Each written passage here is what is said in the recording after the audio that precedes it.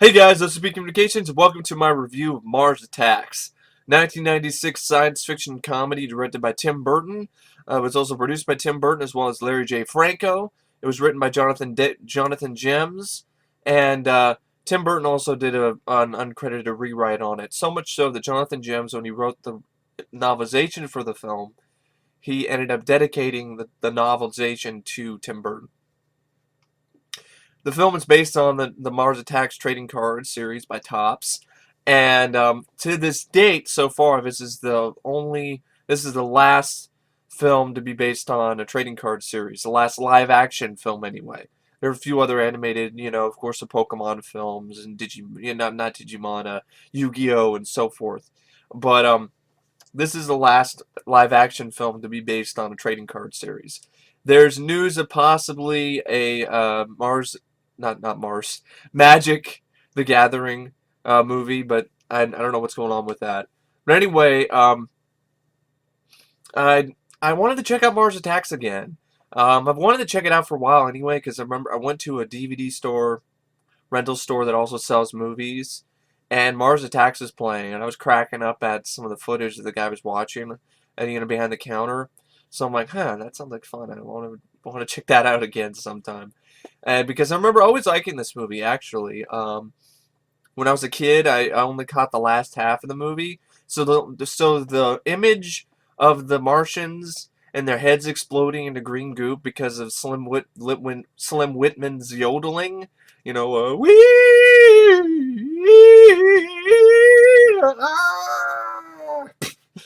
that's pretty much stuck in my head, and yeah, my head wants to explode too after listening to Slim Whitman in this movie. Um, and then I actually ended up checking out the film from my local library in VHS when I was, about 10 or 12, and I really enjoyed it. And then I haven't really seen it since then. So I decided to give it another look, and I thought it was a perfect time to give this another look since I just watched the first movie that was made based on a trading card series, Garbage Pail Kids movie, which is a piece of shit. So it was actually really refreshing to watch Mars Attacks, because Mars Attacks is 10 times better than Garbage Pail Kids movie. 10 times better. I'd actually say I would agree with a lot of people who feel that this is underrated. I think it's one of Tim Burton's most underrated movies, to be honest. It's a film, much like Ed Wood, that doesn't even really feel like a Tim Burton movie. There's no gothic sort of stuff going on here.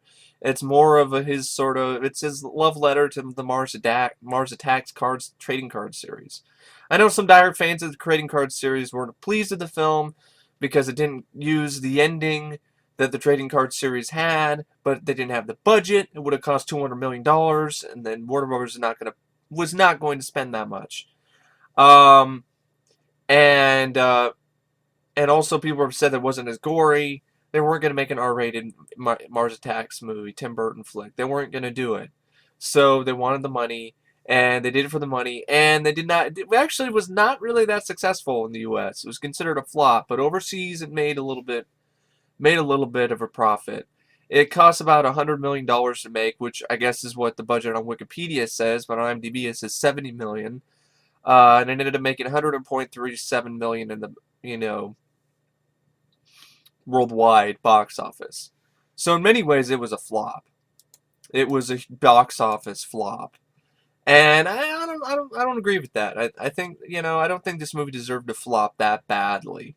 Maybe December, maybe a Christmas release, a December holiday release. It was released on December 13th. Was not the best release date for this film, but they probably intended releasing in the summer. But then Independence Day came out, so they didn't want to compete with that. And I can see why people have comparisons to Independence Day between this movie. But much like Dread and The Raid, you have to understand that this movie was actually being written before and worked on before Independence Day, because the first draft was turned in 1994. So, they didn't even know about Independence Day because they're not keeping track on Independence Day. They're keeping track of their own project, Mars Attacks. Um, but yeah, Mars Attacks. I really had a lot of fun with this. I would say yeah, there are some issues, and I'll get to them soon enough. But I wouldn't call this a 5-star flick because I can see why people might find it kind of boring. I know a friend of mine did, and I don't blame him. But Mars Attacks for me, though, I really had a lot of fun with it because, for one, the premise of Martians who come to Earth and they invade Earth and they just do it for the lulz.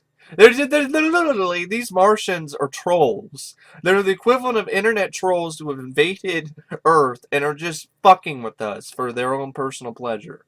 And I think that's kind of actually pretty ingenious and a fun idea for a Martian invasion film, for an alien invasion movie. The Martians are just coming in like, yeah, whatever. Just fucking with us. You know, it shatters the whole, idea of we come in peace. Well, here it's just they're just playing, they're fucking around with us. It's like, we come in peace, but really we mean to blow you to pieces. Or, hey, don't run. We're your friends. While they're shooting everybody and turning them into skeletons. I mean, it's good bits of dark humor in this. And also has a lot of good political satire. I love the scene where the Martians just destroy all of Congress, and I love Sylvia Sidney's reaction to that. She's like watching it on TV, and she's like, "Ha! They just killed Congress. they destroyed Congress." I'm like, we could use that right now, to be honest. The Martians come in and annihilate every corrupt fuckhead in Congress. I love it. She's like, "Ha! They just killed Congress." Anyway, the film's also got an amazing cast, an absolutely amazing cast. You got Jack Nicholson as the president, as well as this other guy who's like this Las Vegas promoter guy trying to promote his Galaxy Hotel. And I swear to God, the other character Jack Nicholson is playing, and he does a great job, but he sounds exactly like Beetlejuice. And he's wearing a cowboy hat. I swear to God, was that role intended for Michael Keaton? Because I swear to God, it just seems like he's just acting like Michael Keaton as Beetlejuice in that entire role. You know, New Galaxy Hotel. It just seemed like a total Beetlejuice reference. Maybe it's unintentional, but it totally reminded me of Beetlejuice.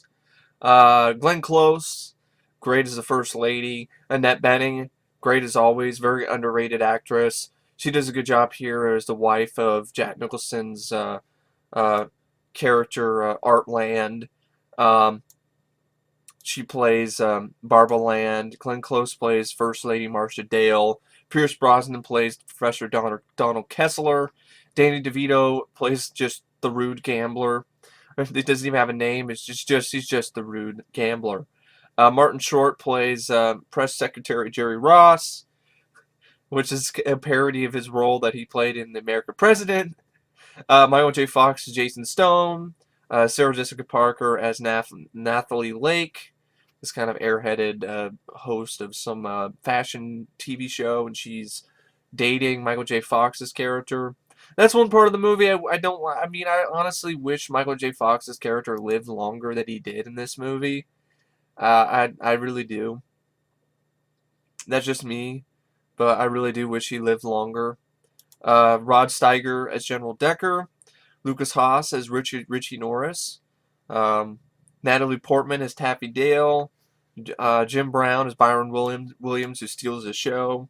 Sylvia Sidney as Florence Norris. This is the last film role she did. She ended up doing mostly television work after this. Sylvia Sidney you might recognize as the Maitland's caseworker in Beetlejuice. The one that, is smoking through her neck. Tom Jones plays himself. Christina Applegate plays Sharona, which I believe is I don't know what character she plays. Sharona, I did not really recognize her.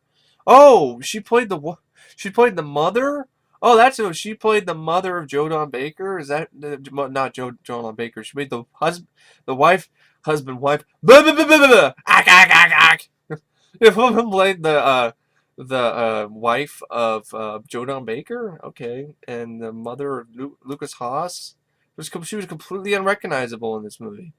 Pam Grier is Louise Williams. Jack Black has an early role as Billy Glenn Norris, who dies the most patriotic death imaginable. He goes in, and he's kind of being stupid too. Goes up while the Martians are attacking for the first time. He has his gun, and he's like, he's like, die, you stupid.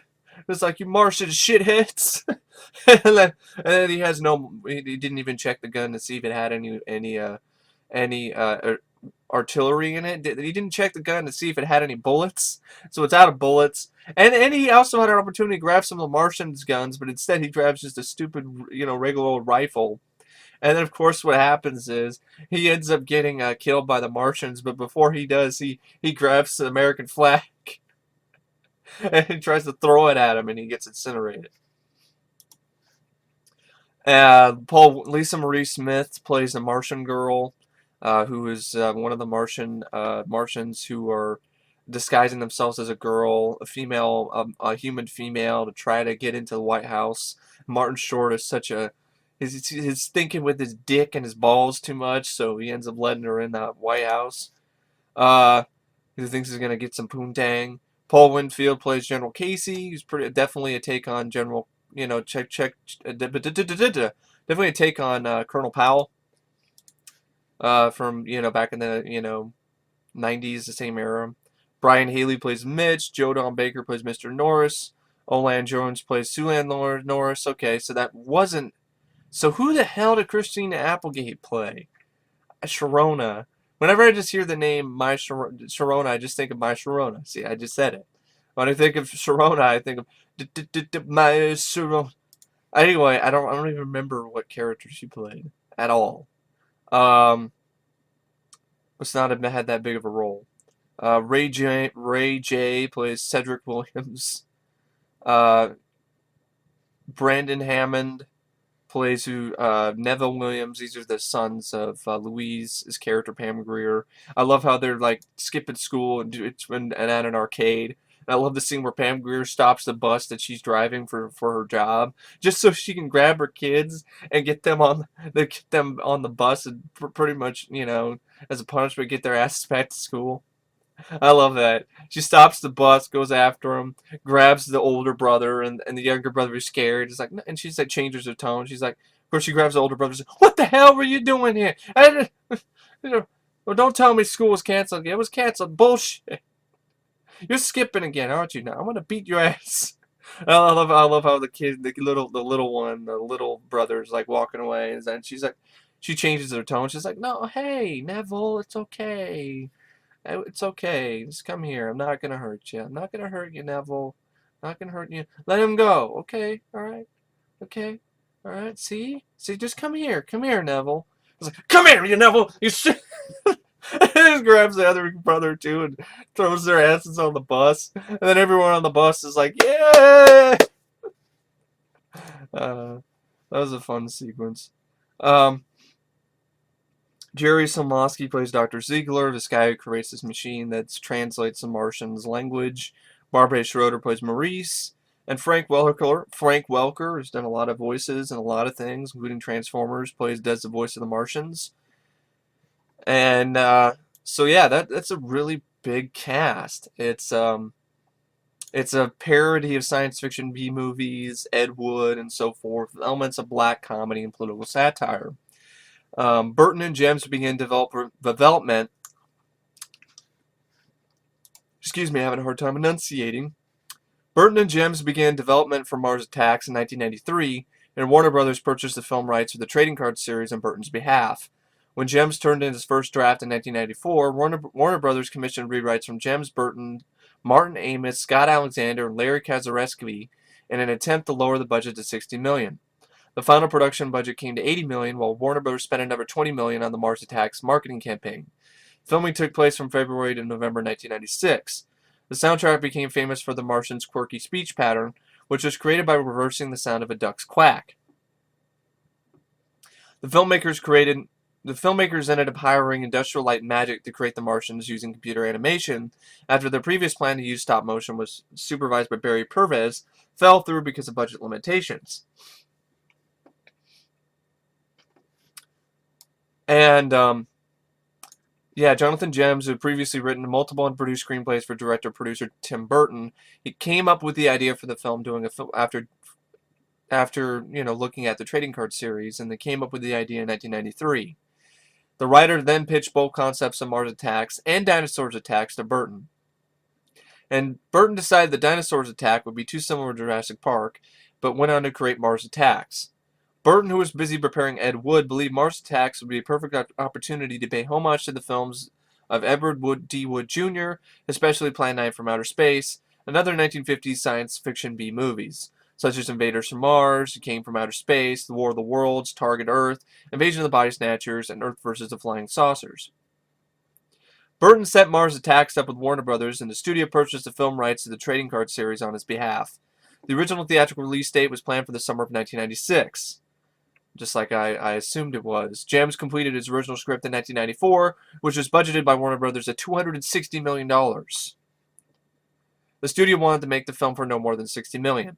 So after turning in numerous drafts in an attempt to lower the budget, Gems was replaced by Ed Wood writer Scott Alexander and Larry Kazareski. Martin Amis is also hired for rewriter's work, but later stated, and although he rather liked the film, it contained not a word I wrote. Gems eventually returned to the project, writing a total of 12 drafts of the script. Although he is credited with both the screen story and the screenplay of Mars Attacks, Gems dedicates his novelization of the movie to Burton, who, like I said earlier, co-wrote the screenplay but didn't ask for any credit. Warner Brothers was dubious of the Martian dialogue and wanted Burton to add closed captioning subtitles, but he resisted. I'm glad he did. It adds to the soul absurdity and humor of the whole film. Working with Burton, Gems pared the whole film's 60 leading characters down to 23, and the worldwide destruction plan for the film was isolated to 3 major cities.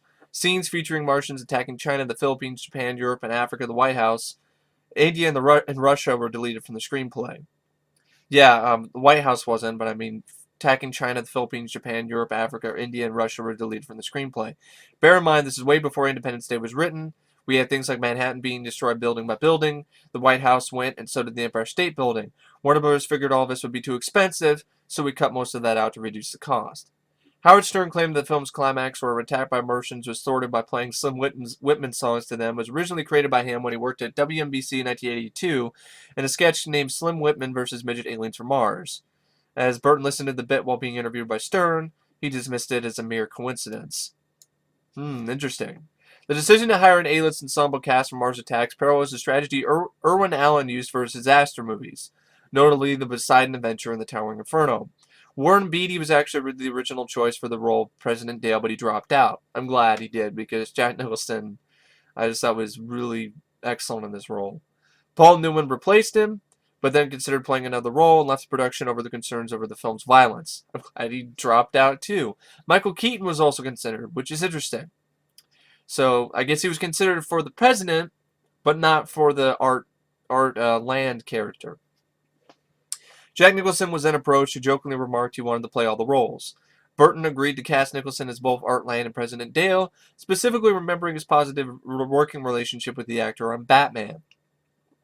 Susan Sarandon was originally set to play Barbara Land before Annette Bening was cast, who modeled the character after Anne Margaret's performance in Viva Las Vegas. Which, that's actually wrong, Wikipedia. It was actually Barbara Land. Oh yeah, Barbara Land. Yeah, that's right. Yeah, Susan Sarandon. I could see that.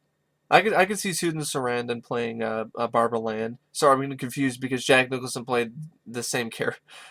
He played both characters, Art Land and the President. She modeled the character after Anne Margaret's performance in Viva Las Vegas. Hugh Grant was also the first choice for Professor Donald Kessler, which eventually went to Pierce Brosnan. Meryl Streep, Diane Keaton, and Stockard Channing were also considered for First Lady Marcia Dale, but Glenn Close won the role. In addition to Nicholson, other actors who were united with Burton on Mars Attacks include Sylvia Sidney from Beetlejuice, played the Maitland's caseworker, Sarah Jessica Parker, who signed on before reading the script, from Ed Wood, Olan Jones from Edward Scissorhands, and Danny DeVito from Batman Returns, continuing Burton's trend of recasting actors multiple times from his previous works. Mars Attacks is also notable for one of the few times that Johnny Depp turned down a film role in a Burton film. He was approached to play reporter Jason Stone. He declined, so Michael J. Fox was casted instead. The original start date of the filming was in mid-August 1995, but was delayed until February 26, 1996. Director Tim Burton hired Peter Sajewski as a cinematographer because he was a fan of his work in David Cronenberg's films. Production designer Thomas Wynn, A Beautiful Mind, Malcolm X intended to have the War Room pay tribute to Dr. Strangelove. I definitely did get a Dr. Strangelove vibe with that War Room. During production, Burton insisted that the art direction, cinematography, and costume design of Mars Attacks incorporate the look of the 1960s trading cards. On designing The Martian, played by Burton's then girlfriend Lisa Marie Smith, who seduces Jerry Ross, played by Martin Short, costume designer Colleen Atwood took combined inspiration from the playing cards. Marilyn Monroe, the work of Alberto Vargas, and Jane Fonda and Barbarella. Filming for Mars Attacks ended on June 1st, 1996. The film score was written and composed by Burton's regular Danny Elfman, to whom Burton was reconciled with after a quarrel incurred during The Nightmare Before Christmas, for which they did not cooperate in producing Ed Wood. Elfman enlisted the help of Oingo Boingo lead guitarist Steve Bartek to help arrange the compositions for the orchestra. I really do enjoy the soundtrack to Mars Attacks, especially the main theme. Visual effects. Tim Burton intended to use stop-motion animation to feature the Martians, viewing it as a homage to the work of Ray Harryhausen, primarily Jason the Argonaut, similar to his own Beetlejuice. Burton wanted to make the special effects look cheap and purposely fake-looking as possible. He first approached Henry Selick, the director of Nightmare Before Christmas, to supervise stop-motion work, but Selick was busy directing James and the Giant Peach, also produced by Burton. Despite the fact that Warner Brothers is skeptical of the escalating budget and had not yet greenlighted the film for production, Burton hired Barry Purvis to shepherd the stop-motion work. Purvis created an international team of about 70 animators who worked on Mars Attacks for 8 months and began compiling test footage in Burbank, California. The department workers studied Gloria Swanson's choreography and movement as Norma Desmond in Sunset Boulevard for inspiration on the Martians movement. When the budget was projected at $100 million, Warner Brothers wanted it for no more than $75 million. Producer Larry J. Franco commissioned a test reel from Industrial Light and Magic, the visual effects company he worked with on Jumanji. Burton was persuaded to change his mind to employ computer animation, which brought the final production budget to $80 million. Although Purvis was uncredited for his work, stop-motion supervisors Ian McKinnon and Peter Saunders, who would later collaborate with Burton on The Corpse Bride, received character design credit. Warner Digital Studios was responsible for the scenes of global destruction, airborne flying saucer sequences, the Martian landing in Nevada, and the robot that chases Richie Norris in the pickup truck, which I really like that sequence. Warner Digital also used practical effects, such as building scale models of Big Ben and other landmarks. The destruction of Artlands Hotel was footage of a real-life nighttime demolition of the Landmark Hotel and Casino, a building Burton wished to immortalize. So that's why that looked so real, because it actually was. To comment on the CGI, actually, I thought the CGI was actually really good. I think ILM's CGI on The Martians is some of the most underrated CGI work on film, to be honest. It still looks great to this day and holds up really well, even on Blu-ray. Which I'd love to get the film on Blu-ray, but I found the Blu-ray rip, and that's how I watched the movie again. I would definitely, if I found this film on Blu-ray for cheap, I'd add it to my collection. Definitely would. I'd love to add this to my collection, either DVD or Blu-ray. I think I might have it, but I don't know for sure. I've lost track of everything I have because I have so much. But anyway, yeah, Mars Attacks. That's kind of just sort of an interesting sort of backstory with the film. Here's a little bit more trivia for the movie. The Martian girl had no zipper or buttons on her dress, so Lisa Marie had to be sewn into it every day. The writers weren't sure what the Martians would sound like, so the script read "ack, ack, ack" for all their lines of dialogue. This became actual words spoken by the Martians in the film. When people had their flesh vaporized from their bones, the remaining skeletons were either red or green. Tim Burton explained this had been done because the movie had been scheduled for a Christmas release. Also, the red and green skeletons were first seen in Beetlejuice. When Barbara and Adam were in Juno's office, you can see them with the other ghouls looking at the screen.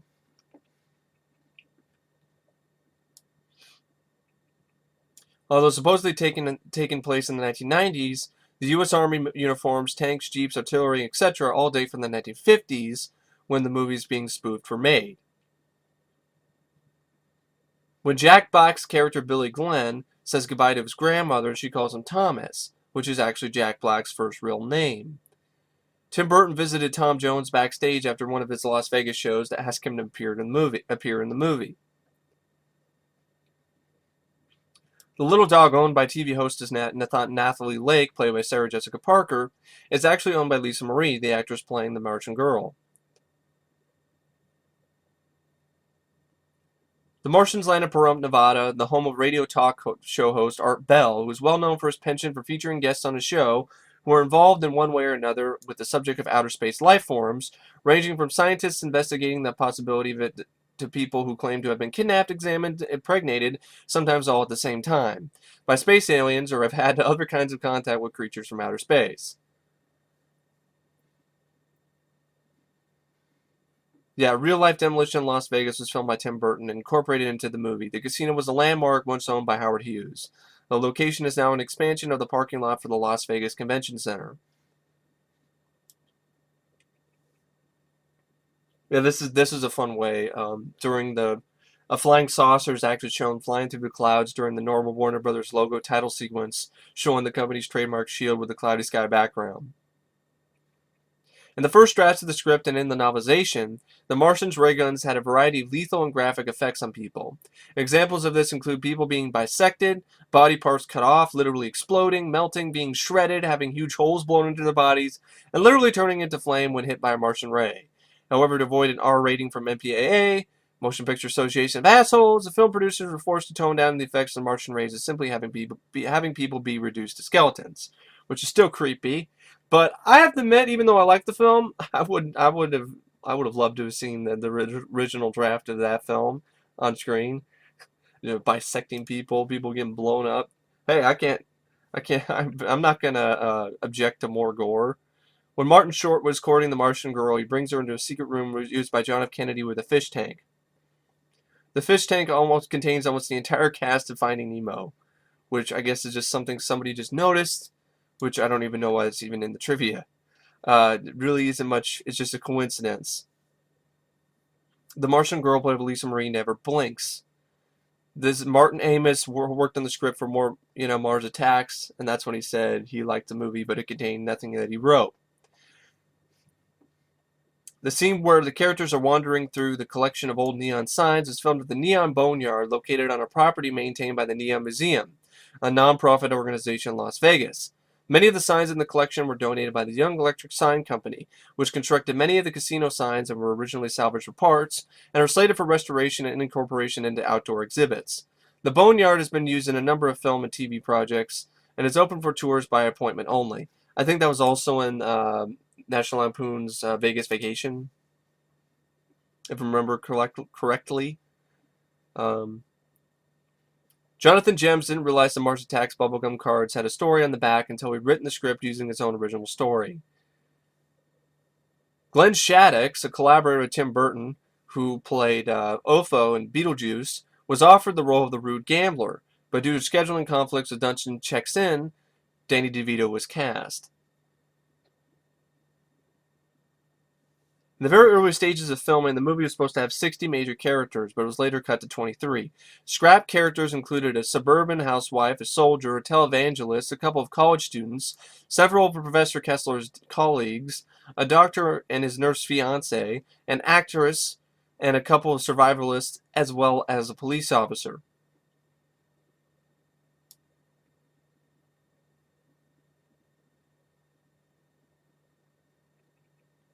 Just trying to find a little bit out of the 22 people listed in the main credits, only six survived the film.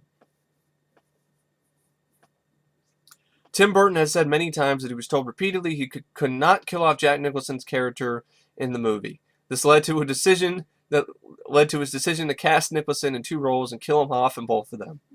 That's stinker. There were a number of scenes of the original screenplay that were never used, which actually made the film a lot longer and much darker. Among the cut scenes were a scene in the beginning with Mr. Lee. Originally, the burning cows trampled over Mr. Lee, killing him as his family watches in horror. Another where the Martians break into the White House decorators decorating the Ronald Reagan room, and the Martians break in through the window and vaporize him. An extended version of the Donut World scene, the Hispanic woman at the donut shop is seen trying to escape the building, with Richie and some cops and the Martians attack. Richie gets out, turns around, and sees the building burst into flames. We then see the skeletons of her and the police officers. The death scene of Dr. Ziegler and the stealing of the translator device. An extended version of the casino break-in, including the death of Mr. Brian, who was trying to save his money and gets zapped, as well as many other gamblers getting vaporized. There's also an alternate ending where Byron actually is killed by the Martians, and the Martians drag his body away. Planes fly by later and kill those Martians with the Slim Whitman music. Later, during the award ceremony, Brian is remembered by Taffy in a long and sweet speech, and Louise, Cedric, and Neville are seen sitting in the audience of the ceremony, crying and wearing black. The following scenes were cut from the film, but for the most part were in the novelization early drafts of the script. It is unknown if any of them were actually filmed. Right after the Norse family is introduced, there is a short scene of General Decker playing golf with some fellow military brass. During that scene, he expresses disgust with President Dale's peaceful approach to the Martians. Martin! Natalie's interview with Professor Kessler was slightly longer. Right after the press conference where the reporter asked a two sexist question, there's a short scene of Byron in his apartment going through a scrapbook and looking at all his victories, and the reason why he and Louise are divorced is revealed. Spousal abuse. Two sexist question. That is one of the most random fucking moments I've ever seen in a film.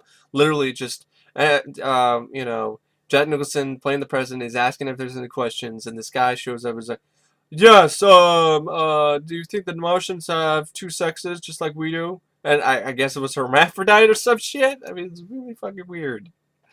But it's perfect for, weird scene for a weird movie. A scene where Jason and Natalie learn that they will both be going to cover the Martians' landing.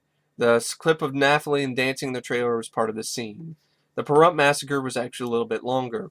A short scene right after the Pahrump massacre showing the aftermath, where you have surviving reporters too stunned to speak to any surviving camera crews or surviving soldiers trying to assess the situation, and traumatized and wounded civilians searching for their separated loved ones.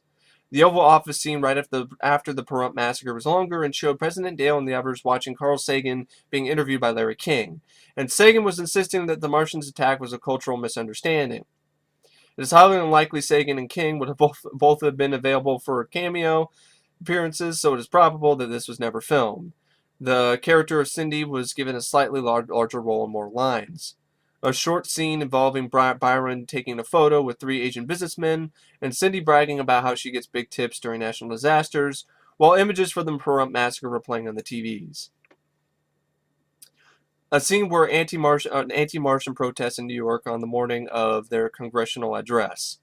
President Dale's speech after the congressional massacre was longer and was supposed to have him announcing that diplomatic relations with the Martians will be completely suspended. Jerry's tour of the White House with the Martian girl was slightly longer. Taffy wanders by and tells the Martian girl to make sure that he wears a condom. While heading for the president's bedroom, the Martian girl was confronted by the Secret Service agent. When he asks who she is and why she is there, she pulls out a ray gun and disintegrates him. A short scene involved showing a Martian ritual before the invasion. The Martian leader ignites a globe of Earth. The Martians attack the White House was slightly longer. Right after Byron and Barbara discussed their plans to leave Las Vegas, there was a scene where Mr. Bava tells a group of panicking guests to remain calm, and that Amy has arrived, and that the army has arrived, not Amy. Our army has arrived and will have the situation under control very soon. Right before Byron, Tom Jones, Barbara, Cindy, and the Rude Gambler leave the Luxor, there was a shot showing the emergency broadcast system on all of the casino's TVs. The Martians' attack in Las Vegas was also slightly longer. During that scene, the Martian holding the translating computer was supposed to be saying, "Have a nice day," in addition to "Don't run, we are your friends." A short scene where Byron's group is going through the neon junkyard. Tom Jones refuses to try to risk flying Byron to Washington, D.C., fearing that the Martians' attack on that city could be much worse than their attacking of Las Vegas, but Byron will not take no for an answer. The group is then confronted by another Martian, and Tom Jones kills it. There's also a short war room scene where General Decker tells President Dale that the Martians will destroy Earth in around 6 days if they maintain their assault. The Martians attacking the retirement home was also slightly longer. The invasion montage after the nuclear attack scene was longer. It showed cities like New York, Moscow, Tokyo, and Sydney being attacked, landmarks such as Great Pyramid, the Sphinx, the Empire State Building, Statue of Liberty, the Sydney Opera House, and part of the Great Wall of China being destroyed. A short scene involving Richie and Grandma arriving at the radio station and telling some survivors barricaded inside what the record will do. Though skeptical, the survivors relent and allow them in. The Martian defeat montage was also longer, as well as Richie's speech at the end of the film. And I do have this novelization, And now I completely understand now why the hell that novelization was over 300 pages long. It was a pretty long novelization. I remember it. But anyway, yeah, it's pretty interesting, bit of backstory behind the film. Now, the gist of the plot is this. When Martians surround Earth with an army of flying saucers, President James Dale, played by Jack Nicholson, and his aides, Professor Donald Kessler, played by Pierce Brosnan, Press Secretary Jerry Ross, played by Martin Short, and Army Generals Decker, Rod Steiger, and Casey, played by Paul Winfield, address America. People around the country followed the story, including news anchors in New York, employees and guests at the Luxor Las Vegas Hotel Nevada, and the Norris family in the fictional Perkinsville, Kansas. The president's science aides arrange a first contact in Pahrump, Nevada. Using a universal translator, the ambassador of the Martians announces that they intend to colonize the Earth, but to prevent this from causing panic, the translator is reprogrammed to say that the Martians come in peace, which it actually isn't really reprogrammed. So I don't understand where Wikipedia is getting this plot line from. It's not reprogrammed. It works perfectly, and that's part of the joke. The Martians know it. They know exactly what the humans think that they're going to say, so they're just fucking with us. So they're just going to say, we come in peace. We come in peace. But really, in reality, they want to say, we come in peace. And you go in pieces, assholes. Anyway, yeah, that's really what they want to say. So but then a hippie releases a dove as a symbol of peace, and the ambassador shoots it, which I love that, which is hilarious.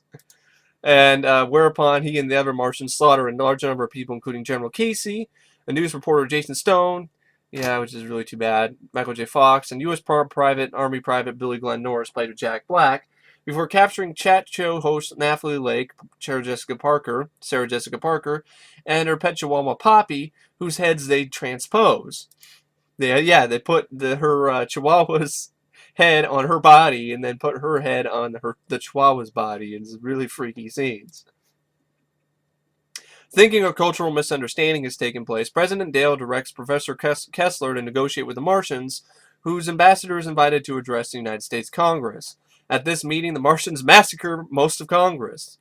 And Donald is then taken aboard their ship and is later shown with his body dismembered and his disembodied head remaining animated.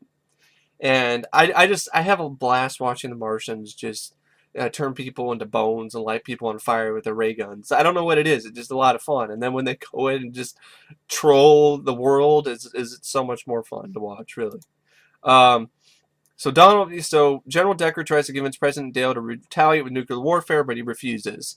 Later, Jerry allows the Martian disguised as a prostitute in the warehouse and is presumably killed. And the Martians fail to kill President Dale, and the Martian ends up getting destroyed by the Secret Service. Whereupon the enraged Martian leader initiates a full-scale invasion, destroying or vandalizing Big Ben, the Eiffel Tower, the Taj Mahal, Easter Island Moai, and Mount Rushmore. Which I love. This is just scenes of the Martians just trolling, and I love how after they announced the whole thing, we're not going to retaliate. We think it was all misunderstanding. The Martians and their spaceship, the lead Martians, the head Martians are watching this, camera, with this camera, and they're just basically getting the message that the president is pretty much saying that, we understand it's a misunderstanding. We want you to come to Congress and talk to us. And I love how one of the Martians is just making the chicken motion. He's like, This is like a chicken. So it just shows you the Martians are just fucking with us. And then the scenes where they're bowling with the frickin' they play bowling with the Easter Island statues and knock them over. And they celebrate like they, got a strike. Yeah! And then the whole scene where there's Boy Scouts that are visiting the National Monument. And they end up like one of the Martian spaceships knocks it over. And then purposely goes up while the Boy Scouts are running the opposite direction. Purposely lifts it back up and pushes it back down so it could crush them. This is a really nice bit of black humor in my opinion. And then you have the fun stuff where the three Martians end up trying to get a photo op in front of the Taj Mahal. So you have these three Martians who are just standing there trying to get in the right position, and one Martian has got a camera, and they're trying to get a photo op from the Taj Mahal, just in time, so then one of their Martian spaceships can blow it up, so they can be right in front of it when it blows up, so they have a photo for later. Just this really, really dark humor. And then they deface Mount Rushmore and just put their faces on it. So it's like they're just trolling us. And the whole stuff where they steal the translator machine later while they're wreaking havoc in Las Vegas and all over the place. And then they're like, don't run. We are your friends. We want to be your friends. They're just trolling us. Epic trolls. They're just doing this for the lulz. Anyway, so at the White House, First Lady Marcia Dale, Glenn Close, ends up getting crushed by a chandelier that the Martians shoot down because she doesn't move out of the way. She just like, oh my God, it's Roosevelt or Roosevelt's chandelier. Ah! And then in the president's bunker, Decker shoots the Martian leader several times, but the Martian reduces him to a tiny size and crushes him.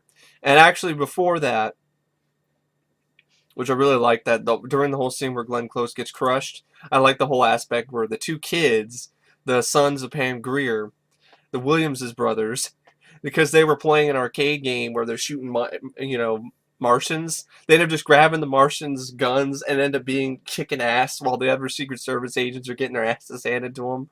So the little kids end up saving the president, which I find funny. And before the Martians even get into the president's bunker, there's a scene where Jack Nicholson gets a phone call from the French ambassador, and he's saying like, "Well, the Martians have come, and the master ambassador has come, and he wants to talk about peace." And Jack's like, "No, no, get out of there, Pierre, no!" And then the Martians kill everybody in the kill the French ambassadors. And I like the whole scene where before even all that happens, before the Martians break into the war room, they Jack Nicholson, the president, President James Dale actually ends up signing off the order to fire the nuclear weapons. And so they fire a nuclear weapon at one of the main spacecraft that's hovering over Earth. And all the Martians do is to send out this like weird thing that comes out, and it just sucks up the nuclear missile. It sucks up it lets it explode, sucks up all the explosion from the nuclear missile, and then they get it back on the ship. And I love how one of the lead Martian is just like, he just takes this bag, which just looks like a wind bag, and it has basically the nuclear missile explosion in it. He just sucks it up, and just like it's helium, and just laughing at the U.S. It's like, and then I just love Jack Nicholson's the look on James Dale's face is priceless in this scene. He's just like, there's just no words. I love that, and I love even before they end up crushing, before they end up they kill they shrink Rod Steiger character, General Decker, and they crush him. This is like, you will never win. We will win. And then I like President Dale's speech. It's really a great speech. And it's such a great speech that the Martians actually cry, which I find that hilarious.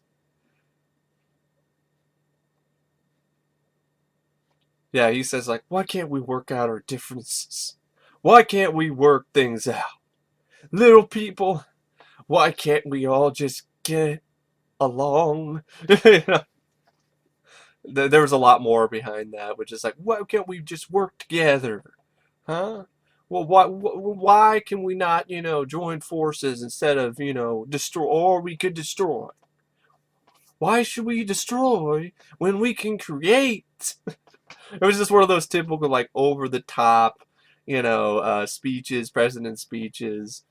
And I just love the way the scene ends up, because the Martian actually cries, sheds a tear, and then the president goes in to shake their hand, and actually the hand just ends up killing him, and then the Martian flag pops out, from the wound in his chest. So yeah, they're killing everybody but the president, and the Martian leader. It's all a trick. They tricks President Dale into shaking a false hand that impales him before opening a Martian flag.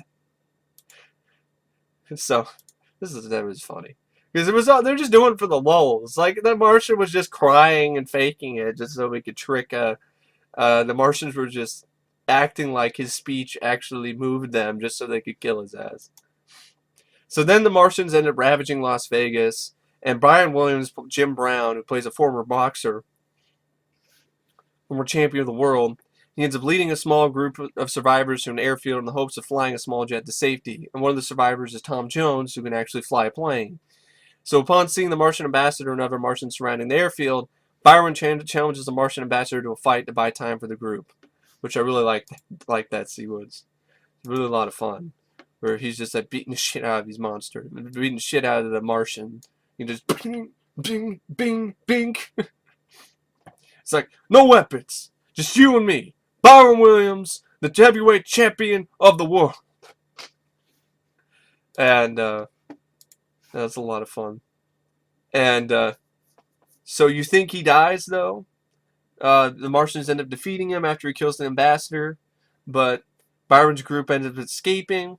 You think Byron didn't make it, but Richie Norris, played by Lukas Haas, and Billy Glenn's younger brother, he ends up leaving his caravan to rescue his grandmother Florence, played by Sylvia Sidney. His parents ended up being killed by a giant Martian robot. They just pick up the trailers and just crash them together like they're toys. And he ends up discovering that the Martians' heads explode when they hear Slim Whitman's Indian Love Call, and he and his grandmother end up using the song to kill the Martians. And the military then later broadcasts the song around the globe, killing the Martians elsewhere. Natalie and Donald apparently drown when the spaceship crashes into the ocean, and I like that scene too because it's just like it's a parody of those typical Hollywood endings where it's like they have one final, they have a kiss at the end, the heroes kiss, but really it's not. The heroes kiss and then die. And then Richie and Florence are then later awarded the Medal of Honor with the only surviving member of the government, the president's teenage daughter, Taffy, and played by Natalie Portman. And then as cleaning begins across the United States, Byron reunites with his family in an epic sequence. And so I like the fact Byron survives. I like that. I think Jim Brown stole the show. He was really a lot of fun. A very likable character. And there were a lot of fun, moments of humor in the film. Like when General Decker is getting pissed off at Jack Nicholson, the president's decision to not nuke the aliens right away. He's like, liberals, intellectuals, peacemongers, idiots! I love how Taffy opens the door. She's like, can you keep it down? People live here. Just, a lot of fun sort of moments in this. Is it perfect? No. It's not perfect. It definitely has some, slow parts. Definitely in the beginning. But when the Martians land, then it gets pretty interesting and a lot of fun, actually. I like the scene where President Dale is talking to General Decker. He's getting really anxious. It's like, General Decker, if you do not shut up, General Decker, if you do not shut up, I'm going to relieve you of your commands. We have to strike now, sir! Annihilate! Kill! Kill! Kill! Shut up! Shut up! Shut up!